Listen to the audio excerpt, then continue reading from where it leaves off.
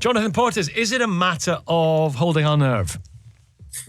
Yes. So, I think in terms of what's happening now, we should be absolutely clear.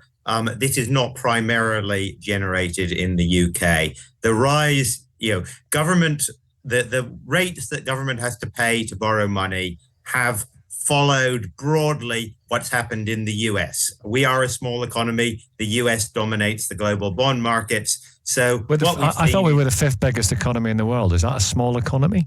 Yes, it is by global standards. Absolutely. Because the fifth biggest economy is still only 2 or 3% of the world economy. So we don't set the level of global interest rates. It's largely set, unfortunately for us, by the US. And we have a president who has promised to do a bunch of things which are likely to push up inflation and interest rates, higher tariffs, much bigger budget deficits in the US. It's that is driving up the dollar. It's that that's driving up US interest rates, and hence that is primarily driving up our interest rates. You mentioned the pound crashing. The pound hasn't crashed against the euro. The pound and the euro haven't moved very much over the last year. So talking about the pound crashing against the dollar, I didn't say crashing. I said it's taking a pounding, which is accurate. It is what's happening is the dollar is rising.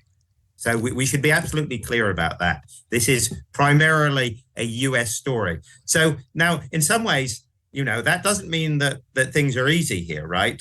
In some sense, it makes it harder for us than it was to deal with the Liz Truss catastrophe. We could deal with the Liz Truss mess by sorting out our own house, by getting rid of Liz Truss and restoring some vaguely sensible fiscal and financial policies. Unfortunately, we don't have that option here because it's not Rachel Reeves who's causing the problem here. So we do have some difficult decisions to make.